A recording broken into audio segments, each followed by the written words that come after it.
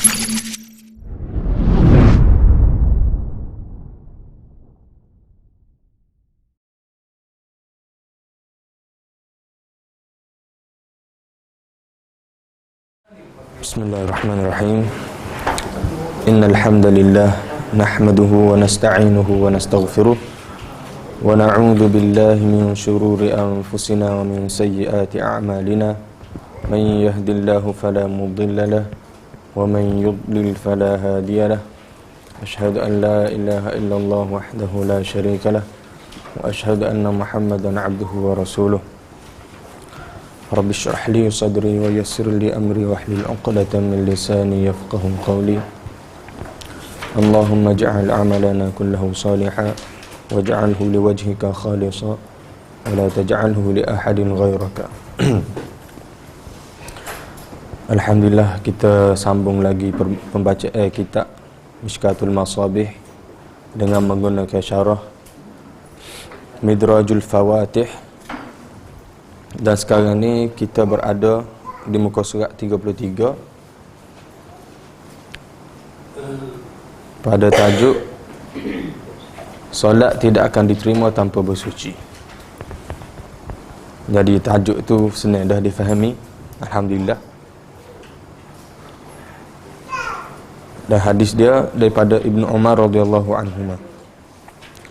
Wa an Ibnu Umar radhiyallahu anhuma qala قال رسول الله صلى الله عليه وسلم لا تقبل صلاة بغير طهور ولا صدقة من غلول رواه مسلم.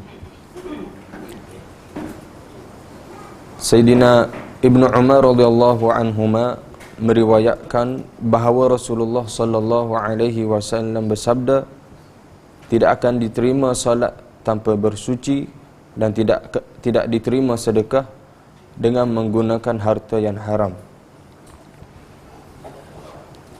Sebelum ni kita sebut dah solat tidak akan diterima, dan solat merupakan suci, taharah ni merupakan kunci bagi solat, kita sebut dah. Jadi sini maknanya secara terus dan terang solat tidak akan diterima tanpa bersuci. Ada tambahan sedikit pada hadis ni, sedekah pun tidak akan diterima sekiranya menggunakan harta yang haram. Sekiranya menggunakan harta yang haram.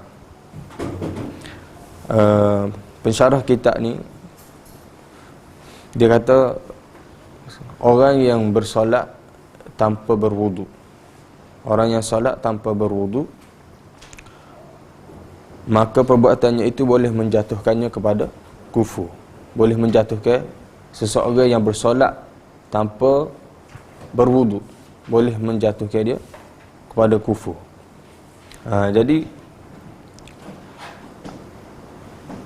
apabila seseorang itu solat, apabila seseorang itu tahu dia dalam keadaan tidak berwudu, maka haram bagi dia untuk menunaikan solat. Haram bagi dia untuk menunaikan solat. Kalau dia tengah semaya, dia kena berhentilah. Jadi kalau di sini dia sebut perbuatan itu, dia secara umum dia kata orang yang bersolat tanpa berwuduk ni boleh jadi kufur lah. Tapi ada setengah ulama kata lagi, bukan ada maknanya semata-mata buat begitu menjadikan dia kufur dak, tetapi dengan ada niat untuk mempermainkan agama. Bila ada niat untuk mempermainkan agama tu, barulah menjatuhkan dia kepada kufur, istihzaan, mempermain-mainkan agama. Tak? Jadi ada orang kadang-kadang di asrama ko, dia buat video kan, main-main tu, kita tak tahulah lagu mana hukum dia tu. Kita harap dia tidaklah sampai kufur dengan kejahilan dia tu. Tapi tidak, benda-benda macam itu tidak patut berlaku lah, ya. Siapa buat video gapo kan, main semaya lah. Jadi benda-benda itu kita kena elokkan. Kita kena didik anak-anak kita ataupun sayang-sayang kita kena tegur supaya tidak berlaku. Takut tergolong dalam hukum kufur lah, mempermain-mainkan agama, mempermain-mainkan agama. Jadi untuk ni kalau solat tu dia tidak ada niat untuk bermain, mungkin dengan kejahilan dia ke, maka tu ulama kata tidak lagi mengkufurkan, tidak lagi akan menjatuhkan dia kepada kufur. Tapi bagi orang yang tahu dah dia ni tak ada wudu dan dia ni niat nak mempermainkan agama, nak mempermainkan agama, maka bagi dia hukum kufur kerana mempermainkan agama. Na'udzubillah min zalik. Dan tambah dalam hadis ni juga perkataan ghulul. Kalau ikut terjemahan tadi, dia kata sedekah dengan menggunakan harta yang haram. Itu terjemahan secara makna lah. Tapi yang sebenarnya perkataan ghulul tu kalau dia tengok dari segi dia huraian pensyarah kitab ni, dia kata ghulul ni ia khusus kepada pengkhianatan yang dibuat berkaitan dengan harta rampasan perang. Harta rampasan perang, bila perang habis dapat tu semua kupu-kupu. Jadi kadang-kadang setengah orang ni dia tak boleh nak tahan diri dia daripada ambil barang sesuatu barang daripada harta tu sebelum dikumpulkan, sebelum dibahagikan lah. Jadi itu dikira ghulul, membuat khianat dalam harta rampasan perang. Jadi perkataan ni merujuk pada pengkhianatan dalam itulah, dalam harta rampasan perang. Dan dia kata juga sekiranya sedekah tu bercampur dengan sedikit sahaja yang haram, maka sedekah tu tidak akan diterima. Sedekah tadi tidak akan diterima. Wala sadaqatun min ghulul. Nabi kata dan sedekah tu tidak akan diterima kerana adanya khianat, adanya unsur haram. Adanya unsur haram. Tak? Contoh kita bagi RM50 dari tabung masjid, tapi RM20 tu hak kita ngepah orang ataupun kita tipu duit orang, tak? Itu contoh yang kecil. Contoh yang besar, kita buat masjid. Kita buat masjid, kalau kita buat macam-macam lagi lah, sedekah, tak? Beli Quran, sekarang ni mudah sangat, tak? Nak infak kitab tu lah, kitab ni. Beli ga tu, beli ga ni untuk madrasah, untuk tahfiz, untuk ga ni, tak? Tapi kita kena tanya dan kita kena jujur dengan diri kita dan kita kena pastikan bahawa apa yang kita infakkan itu tidak bercampur dengan yang haram. Tidak bercampur dengan yang haram. Sebab apa? Sebab walaupun sebahagian sahaja, sedekah itu tidak akan diterima. Sedekah itu tidak akan diterima. Sebahagian sahaja. Ni apatah lagi kalau keseluruhan duit itu tadi memang duit daripada unsur yang haram. Tak? Daripada unsur yang haram. Orang Arab dulu masa nak buat Kaabah tu, dia benda ni dia tahu dah. Mana nak buat benda-benda yang berkaitan dengan Tuhan ni tak boleh campur. Jadi pokok dia ni buat cari harta yang betul-betul pure, betul-betul tidak ada syubhah untuk buat Kaabah. Jadi kita lah ni, kalau kita ni tidak ada timbal rasa, tidak ada pertimbangan tak. Pertama sekali kena jauhilah benda-benda haram ni. Tapi kalau contohlah kita terjebak, tiba-tiba kita bagi juga sedekah dengan duit tu. Kita ni lebih jahil daripada orang jahiliah. Orang jahiliah pun tahu tak, benda-benda yang berkaitan dengan Tuhan ni tak. Masjid, Kaabah, dia tak ada, dia tak bui benda-benda yang ada unsur haram. Jadi kita kena ambil pertimbangan, kita kena hati-hatilah. Sebab apa? Sebab takut kita esok nak claim akaun kita, nak withdraw kita punya amalan ataupun sawab ataupun kita panggil pahala, tapi tak boleh. Sebab apa? Sebab benda tu ditolak oleh Allah Subhanahu Taala. Na'udzubillah min zalik. Bahkan di Afrika madrasah-madrasah ni, kalau dia menerima sumbangan ni, dia lebih beri keutamaan kepada orang yang nak beri fisabilillah lah. Yang nak beri fisabilillah. Maknanya beri tu bukan sebab ada tanggungjawab apa macam zakat kan. Macam zakat ni dia anggap benda tu tidak comel manalah, sebab harta nak membersihkan harta. Orang kaya nak membersihkan harta dia daripada tanggungjawab dia, tak bagi zakat, tak. Jadi sebenarnya benda tu dia tidak utamalah bagi sekolah-sekolah madrasah ni. Dia utamakan orang yang beri ni tanpa ada tanggungjawab apa. Maknanya fisabilillah, sungguh nak beri sungguh. Jadi hak tu ia lebih utama ke. Tapi sekarang ni susah. Dia kata susah nak cari orang yang beri sedekah dengan fisabilillah gitu tanpa ada tanggungjawab gapo macam zakat tadi, susah. Jadi terpaksa juga kena terima zakat.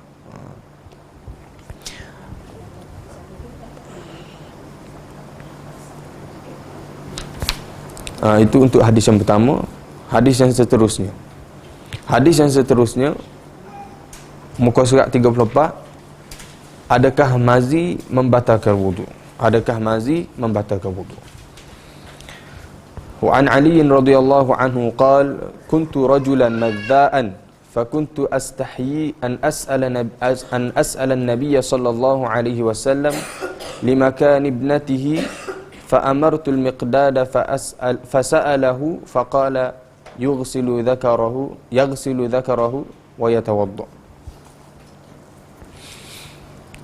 Sayyidina Ali radhiyallahu anhu berkata, aku seorang lelaki yang sangat banyak keluar air mazi dan aku malu untuk bertanya Nabi sallallahu alaihi wasallam kerana kedudukan anak perempuan baginda sallallahu alaihi wasallam, iaitu sebagai isteriku. Maka aku telah meminta Miqdad radhiyallahu anhu untuk bertanya kepada Nabi sallallahu alaihi wasallam. Beliau telah bertanya kepada baginda sallallahu alaihi wasallam, lalu baginda sallallahu alaihi wasallam bersabda, hendaklah dia membasuh kemaluannya dan berwudu. Muttafaqun alaih. Hadis yang sahih, dan hadis ini melibatkan perbincangan yang berkenaan dengan madhi. Jadi apa itu madhi? Madhi ni adalah satu cecair, bukan air kencing, yang keluar daripada kemaluan lah. Dan sifat dia ataupun ta'rif dia tu ada disebut di bawah tu. Bahkan ada lagi ta'rif yang lain, tapi kita ambil yang ni dulu untuk pembincangan kita. Dalam kitab Fathul Mu'in, pensyarah mengambil ta'rif madhi ni dalam kitab Fathul Mu'in. Dia kata apa? Wa huwa ma'un abyad au asfaru raqiqun. Yani air yang berwarna putih atau kuning yang tidak terlalu likat. Likat ni kalau cek dalam kamus kan, pekat lah. Pekat. Ini bahasa baru ke bahasa lama tak pasti. Tapi tak pernah dengar lah likat ni. Kalau cek tu dia panggil pekat lah. Jadi apa dia, raqiq ni dia taklah pekat sangat. Kalau ghalidh bahasa Arab tu dia pekat lah, pekat sangat, pekat. Tapi raqiq ni dia sedikit lembut daripada ghalidh tu. Yakhruju ghaliban, kebiasaannya keluar inda thawrani syahwa, ketika syahwat sedang memuncak, tetapi bighairi syahwatin qawiyyah, tetapi tidak terlalu kuat. Ini ta'rif yang diberi dalam kitab Fathul Mu'in. Air yang berwarna putih dan ataupun warna kuning yang tidak terlalu pekat, raqiq, keluar kebiasaannya pada kemuncak syahwat, tetapi tidak terlalu kuat. Inilah ta'rif madhi. Cara kita nak kenal dia lagu ni. Tubik warna putih, kuning dan tidak terlalu pekat seperti air mani, dan kebiasaannya keluar ketika syahwat tetapi tak kuat. Beza dengan air mani ni dia ghalidh, dia pekat sedikit, dia pekat dan dia keluar dengan syahwat, dan cara dia keluar pun dia ada pancutan, dan keluar selepas keluar mani ni dia ada futur, dia panggil bahasa Arab futur, maknanya penurunan syahwat tadi. Adapun mazi dia tidak ada penurunan syahwat selepas keluar dia. Kalau mani selepas keluar dia ada penurunan syahwat, futur dia panggil. Dan mazi ni setengah ulama kata kadang-kadang tu kita tak rasa pun dia keluar, keluar ketika mazi ni dia keluar ketika mula'abah. Dalam bahasa Arab dia panggil mula'abah. Mula'abah ni dia panggil macam muqaddimah lah kepada hubungan suami isteri, muqaddimah dia. Mula'abah. Atau juga dia boleh berlaku, boleh datang ketika seseorang itu mengingati perkara-perkara yang melibatkan hubungan di antara suami isteri, ataupun imajinasi dia. Jadi boleh keluar juga. Boleh keluar juga. Ada kata keluarnya madhi ni jumlah dia sedikit dan mani ni jumlah dia banyak. Madhi ni jumlah dia sikit dan mani ni banyak. Tu perbezaan dia lah. Dari segi kepekatan, mani lebih pekat lah. Madhi ni kurang pekat sikit. Madhi ni tidak ada cara keluar dia tidak serupa dengan mani. Madhi ni dia keluar dengan begitu sahaja. Adapun mani dia ada pancutan. Syahwat untuk mazi dia tidak hilang. Dia tidak hilang syahwat selepas keluarnya mazi. Adapun mani, syahwat akan menurun selepas keluarnya mani. Dan diberitahu juga bau air mani tadi adalah seperti telur, dia bagi tahu. Lepas tu seperti tepung ataupun ajin dalam bahasa Arab. Jadi ini adalah cara-cara kita nak bezakan antara mani dengan madhi tadi.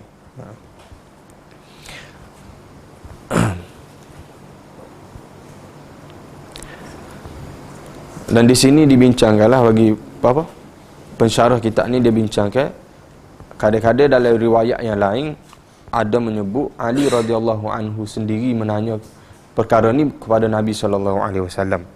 Dan dalam riwayat ni ada sebut dia menyuruh ataupun meminta Miqdad radhiyallahu anhu untuk pergi bertanya kepada Nabi SAW berkenaan dengan keadaan dia tu. Jadi pensyarah bawalah, dia kata tidak ada percanggahan pun. Tidak ada percanggahan pun. Kadang-kadang macam kita kata kita tanya sekolah ni siapa buat? Kita kata apa dia? KJA buat. Adakah KJA yang buat sekolah tu? Tak. Kalau zaman sekarang kan pekerja-pekerja kata-kata Bangladesh dah. Tak, Bangladesh ada buat tak? Jambatan ke apa semua tu. Bukan KJA buat. Tidak kata semua ahli KJA turun buat sisi lengan dak kucah seming apa semua, tidak. Tapi dia panggil cara kita bercakap. Kita tanya siapa buat? KJA buat. Tapi yang hakikinya pekerja tadi lah. Tak. Orang-orang yang diupah tadi itulah yang buatnya. Tapi bila kita tanya siapa yang buat, maka kita sandarkan perbuatan tadi ataupun projek tadi kepada KJA. Supaya juga tak. Kalau orang yang bertanya ni Miqdad, tapi kadang-kadang kita kata Ali yang bertanya. Kadang-kadang kita kata Ali yang bertanya. Begitulah. Begitu kita kata, walaupun perbuatan yang sebenarnya Miqdad yang tanya, tapi tidak salah kita kata Ali yang bertanya, sebab dia juga yang minta Miqdad untuk pergi bertanya radhiyallahu anhu ajma'in. Jadi itulah sedikit perbincangan berkenaan dengan tanya dengan tak tanya. Sebab ada riwayat yang kata Ali sendiri tanya radhiyallahu anhu.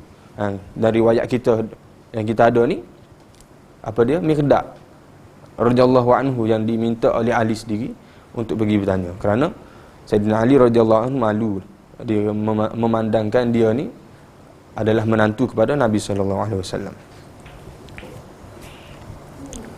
Dan hukum, kita pergi kepada hukum madhi tadi. Jadi madhi ni dihukumkan sebagai najis lah. Dihukumkan sebagai najis. Dan bagi individu yang mengalami ataupun keluar madhi, dia perlu basuh dia punya kemaluan dia. Dan adapun tempat yang kena madhi tadi, ada ulama kata sekadar renjis. Sekadar renjis tempat yang kena madhi tadi.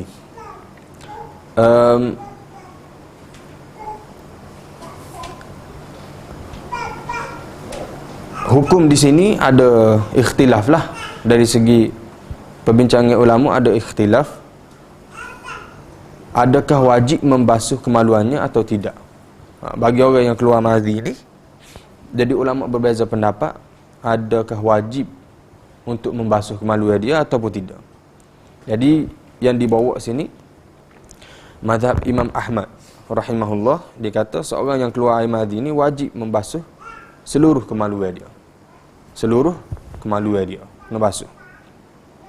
Adapun a'immah salasah ni, imam yang tiga tu, Imam Syafi'i, Imam Maliki dan Abu Hanifah rahimahumullah, dia kata seorang yang keluar air mazi hanya perlu membasuh tempat keluar sahaja, tempat keluar najis dan kawasan yang terkena najis. Tidak wajib membasuh seluruh kemaluan. Tidak wajib membasuh seluruh kemaluan. Dia ada footnote situ. Caranya sama seperti istinja yang lain, itu memadai dengan menggunakan batu atau tisu sahaja atau air sahaja. Cara yang terbaik adalah dengan menyapu dengan batu atau tisu kemudian diikuti dengan air. Jadi Imam Ahmad lah yang mewajibkan basuh seluruh kemaluan tadi. Adapun imam lain yang tiga lagi tu kata kawasan yang keluar, tempat yang keluar sahaja dan kawasan yang terkena sahaja. Tidak wajib untuk membasuh keseluruhan. Kenapa Imam Ahmad rahimahullah sebut kena basuh semua? Sebab apa? Dibawa sini sebab Nabi SAW sebut yaghsilu dzakarahu. Tak. Nabi sebut dalam hadis tadi yaghsilu, basuh kemaluan dia.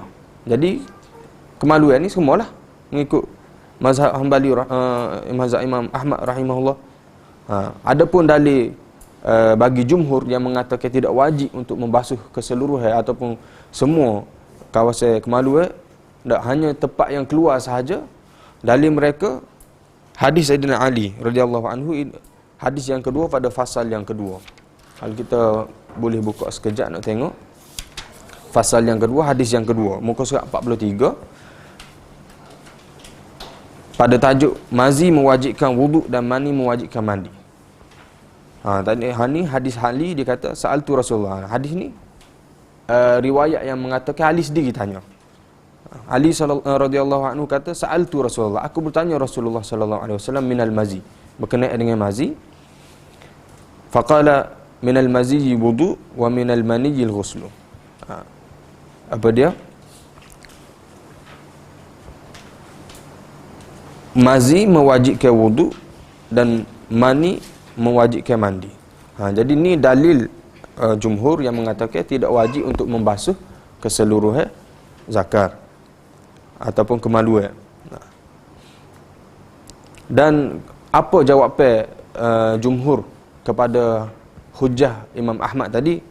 Dia kata sini hujah yang pertama, jawapan yang pertama yang diberi oleh jumhur kepada Imam Ahmad ataupun pendapat Imam Ahmad tadi rahimahullah, yang pertama dia kata hukum membasuh kemaluan itu pada permulaan Islam. Jadi inilah yang dia takwil yang dia buat apabila Nabi kata yaghsilu zakarahu. Jadi jawapan yang diberi, tak, kenapa tidak basuh semua? Sebab ni hanya di apply ataupun diguna untuk untuk masa permulaan Islam sahaja, pada permulaan Islam sahaja. Dan jawapan yang kedua yang diberi, kenapa tidak perlu basuh keseluruhan kemaluan, dia kata membasuh semua kemaluan itu bukannya wajib tetapi istihbab.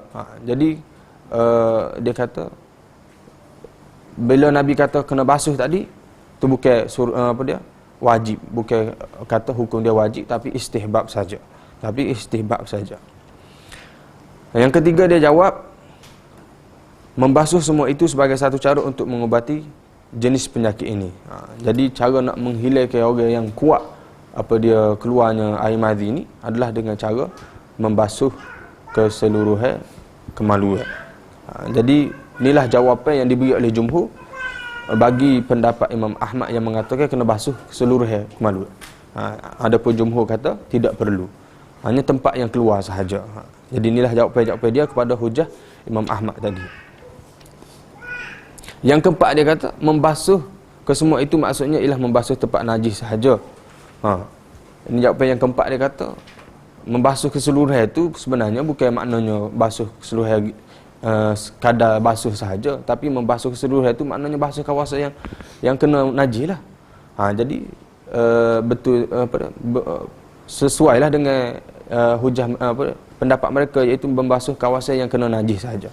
Jadi inilah takwil jumhur bagi pendapat Imam Ahmad. Jadi secara ringkasannya, madhi ini berbeza daripada mani, dan hukum dia madhi ni najis. Adapun mani ada berbeza pendapat juga. Ada yang kata tidak najis, ada yang kata najis.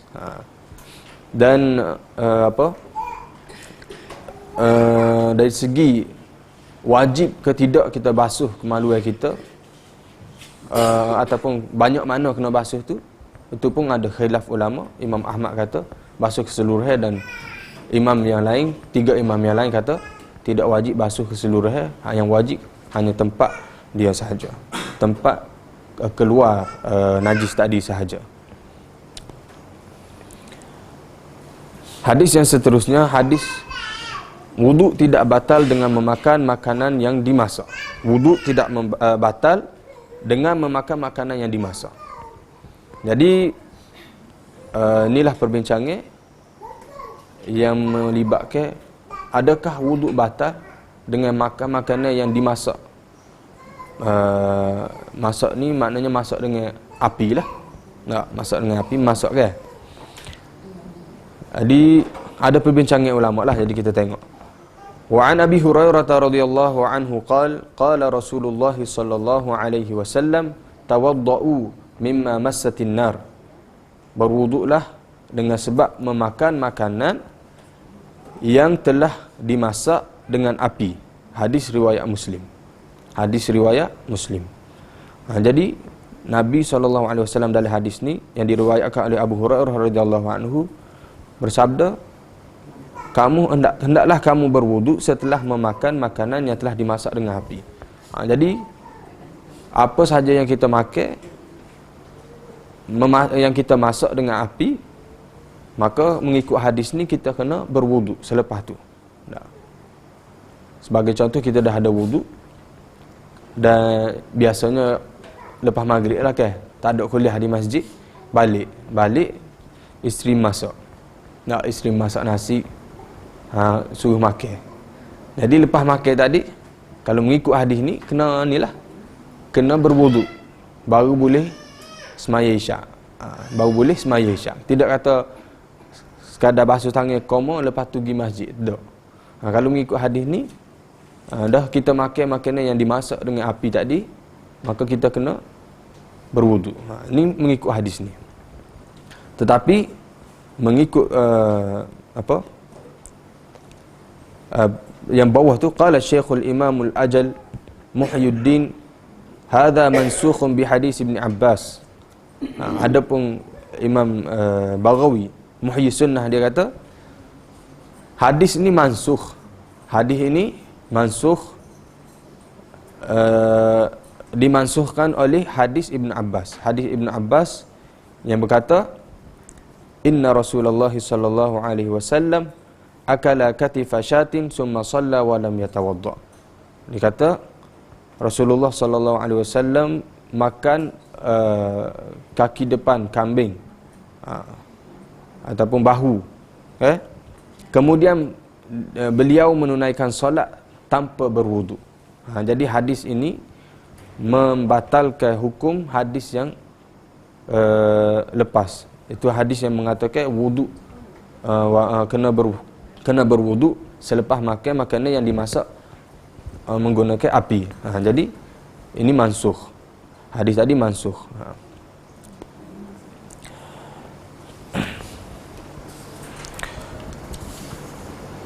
Penerangan yang diberi kata makanan, jenis makanan lah. Kita makanan yang dimasak dengan api ni banyak lah. Antara contoh dia sebut susu yang dipanaskan, kuah, daging-daging, dia kata sebagainya lah. Tu semua makanan tu termasuk dalam makanan yang dimasak dengan api. Dan ikhtilaf ini bukan berlaku pada zaman imam-imam mazhab saja, bahkan dia telah berlaku pada zaman sahabat lagi. pada zaman sahabat lagi.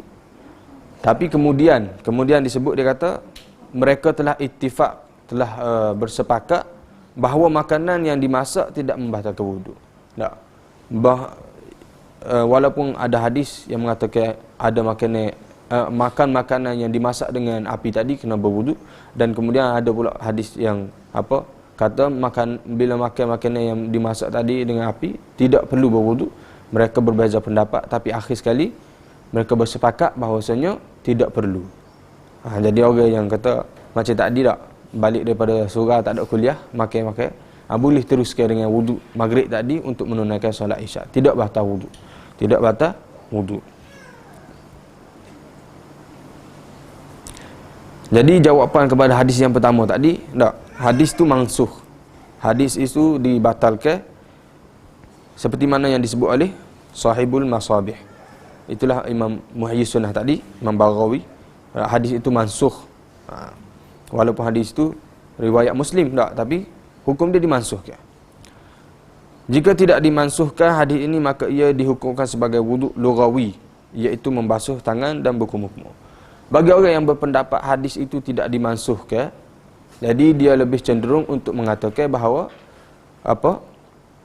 maksud wuduk tadi tak, tawadda'u tu bukan mengikut wuduk syar'i, wuduk yang kita faham dan kita belajar mengikut syariat tak. Wuduk maknanya basuh tangan, basuh muka, basuh kepala, basuh kaki tak. Jadi itu semua wuduk syar'i.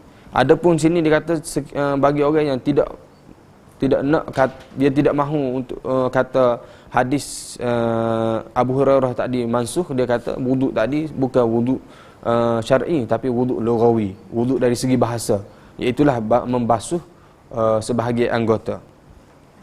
Membasuh sebahagian anggota tangan tak, sebab makan kan, jadi basuh tangan. Jadi itu juga dikira wuduk, tapi hanya itu wuduk dari segi bahasa lah.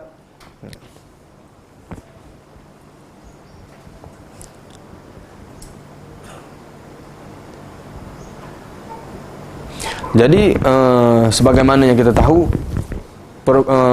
berlakunya nasikh dan pembatalan sesuatu hukum ni tak, apabila kita panggil satu hukum tu telah turun terlebih dahulu, kemudian mari hukum yang baru tak, memansuhkan hukum yang lama tak.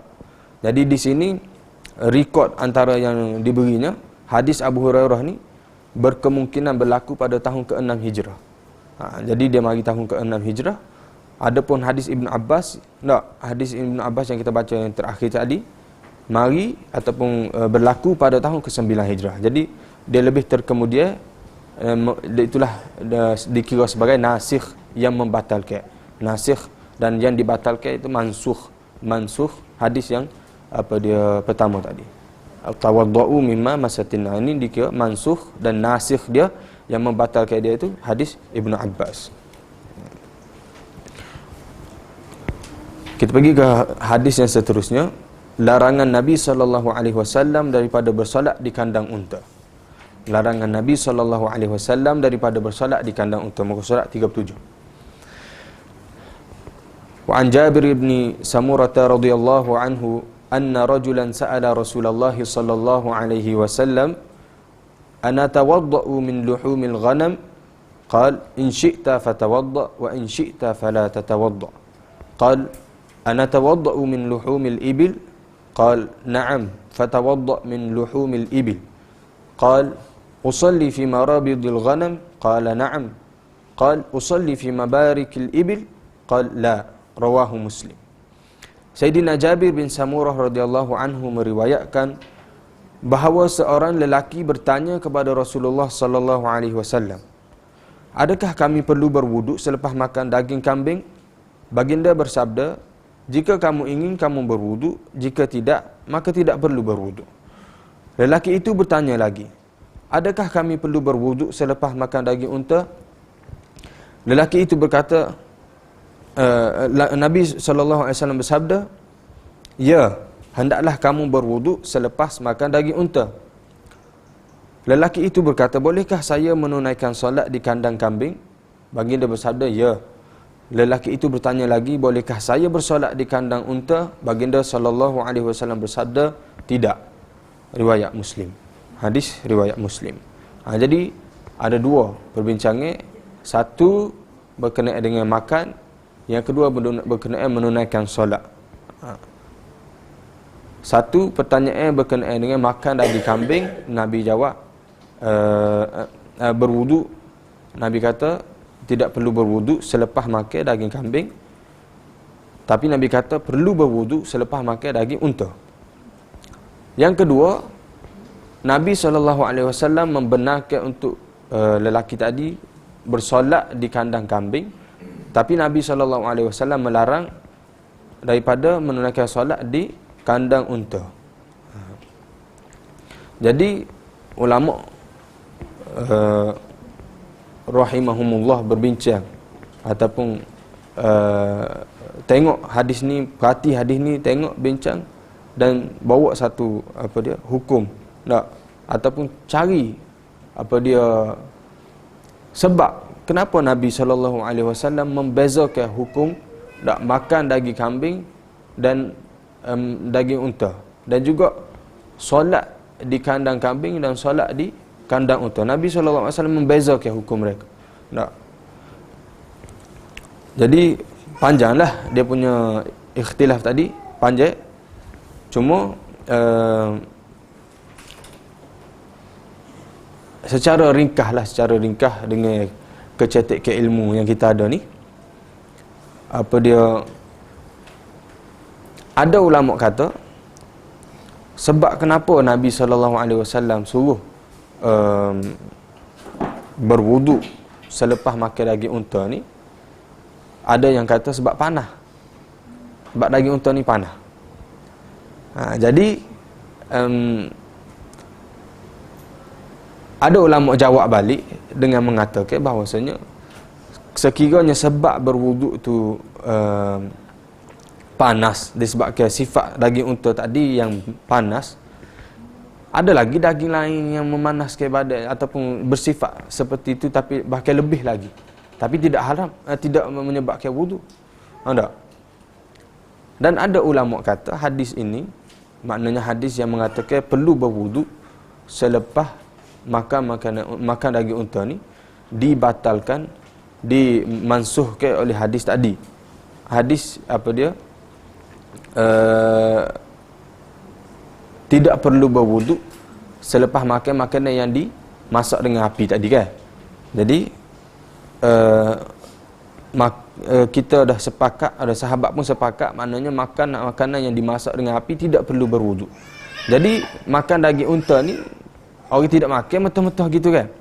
Jadi makan daging ni kena dimasak.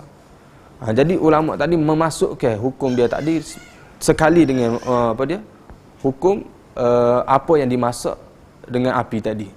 Jadi tidak perlulah berwudu. Tidak perlu berwudu.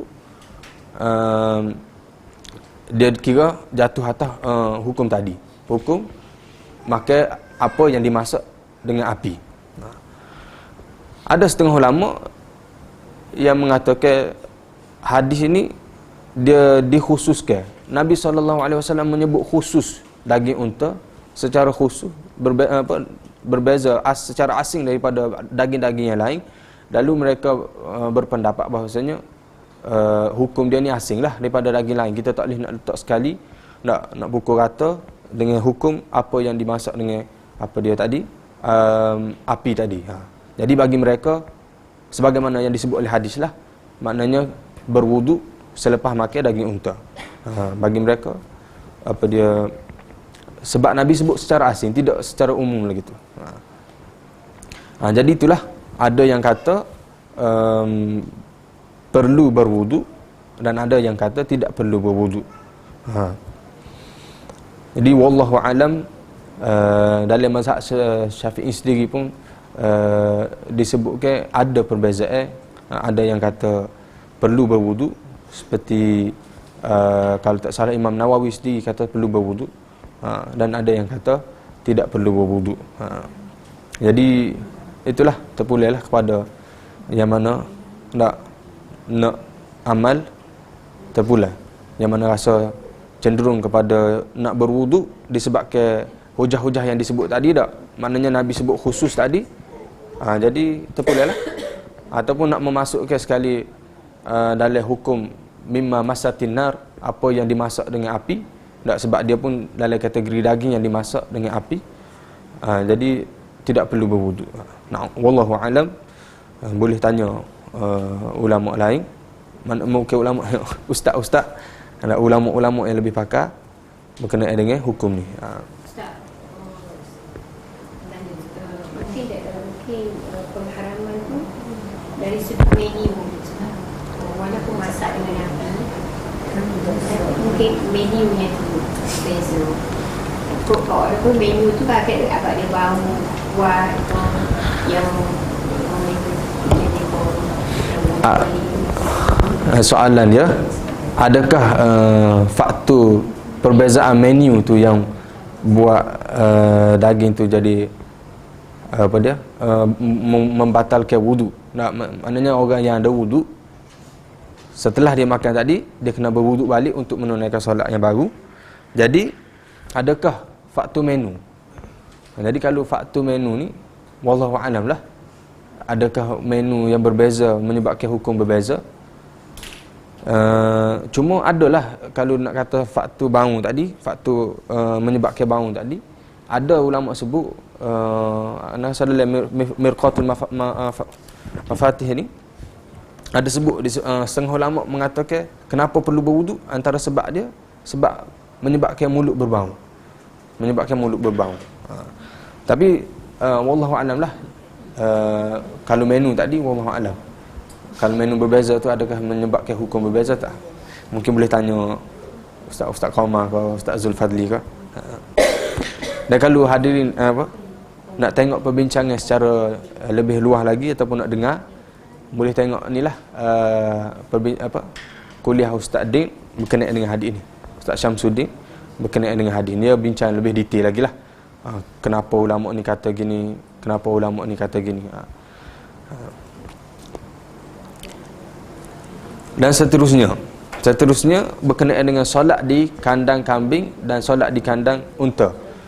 Hukum juga berbeza diberikan oleh Nabi. Di kandang kambing boleh kita menunaikan solat, adapun di kandang unta tidak boleh. Secara kesimpulan dia kata, ada ulama kata kenapa kambing ni Nabi SAW benarkan kita untuk menunaikan solat di kandang kambing dan melarang kita ataupun tidak membenarkan untuk menunaikan solat di kandang unta. Yang saya kira logik lah, yang kira mudah untuk difahami. Sifat kambing tu ataupun fizikal dia tu, dia tidaklah memudaratkan orang. Kalau orang masuk dalam kandang dia pun menunaikan solat, maka duk tengah semaya tu tak ada lah rasa kambing tu nak mari tendai ke apa dak. Jadi kambing ni dia buat hadiah sendiri, dan kebarangkalian untuk memudaratkan orang yang bersolat dalam kandang dia tu, kita kata kurang lah, ataupun mungkin jarang benar berlaku lah.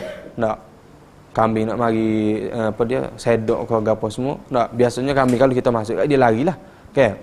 Adapun unta dia berkemungkinan untuk memberi darurat kepada orang yang masuk dalam kandang dia, sama ada gigit, tendai, macam-macam lah.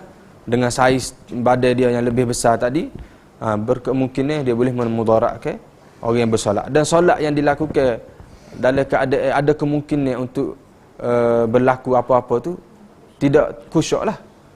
Jadi Nabi SAW larang untuk bersolat di kandang unta tadi. Jadi itulah bila maknanya larangan ni tak, Ustaz Din sebut, dia kata larangan ni bukan bermakna selama-lamanya. Jadi contohlah, kalau kandang tu kosong tak, semaya lah, boleh semaya. Kalau kandang tu kosong, unta tak ada, kambing tak ada, boleh lah. Tapi bila ada kambing tu ataupun unta tadi, jadi hukum dia macam ni. Hukum dia kambing boleh, adapun unta tak boleh lah. Dan tak boleh tadi pun disebabkan mudarat. Disebabkan kemungkinan berlakunya mudarat. Kemungkinan berlakunya mudarat. Itulah kesimpulan dia. Untuk lebih detail kenapa, ada ulama hurai lah sifat kenapa Nabi kata gini, ada dihurai dari segi sifat-sifat unta dan kejadian unta.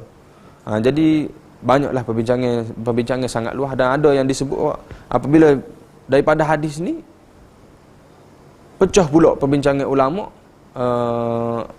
Okey, sekarang ni Nabi kata makan daging unta kena berwuduk. Kalau kita makan hati unta, adakah perlu berwuduk? Hati unta. Bagi ulama yang mengkategorikan hati ni dalam daging, dia samalah hukum, kena wuduk. Tapi bagi orang yang tidak mengkategorikan hati ni dalam dalam daging, maka dia tidak menjatuhkan hukum yang samalah. Dan timbul juga perbincangan susu. Susu ni lagu mana? Minum susu unta ni adakah hukum yang sama? Tak. Jadi luas perbincangan ni. Itulah fiqh, dan ulama-ulama berbeza pendapat. Jadi inilah apa dia panggil keluasan ilmu fiqh yang kita sendiri tak tahu di mana pinggir dia. Jadi ulama ni kata gini, ulama ni kata gini, jadi kesimpulan dia tak payah balah lah. Tak payah balah. Kita ambil yang mana kita rasa sesuai dan kita mampu untuk tu, dan kita boleh faham. Jadi tak payah balah. Tak payah balah sebab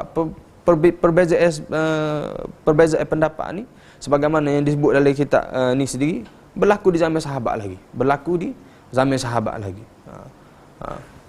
Nabi kata berwuduk disebabkan memakai makanan yang dimasak dengan api, dan kemudian berlaku nasih dia tak perlu berwuduk.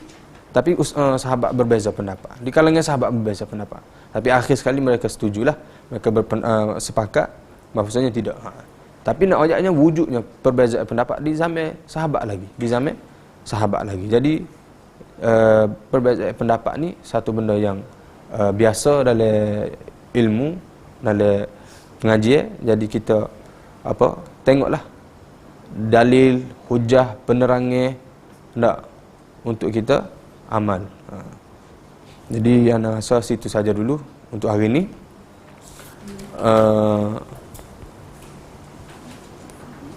Kita bincang berkenaan dengan madhi dan solat di kandang unta, kandang kambing, dan wudu selepas makan daging unta dan daging kambing. Jadi itu saja. Aqulu qawli hadza wa astaghfirullahal azim li wa lakum. Wassalamualaikum warahmatullahi wabarakatuh.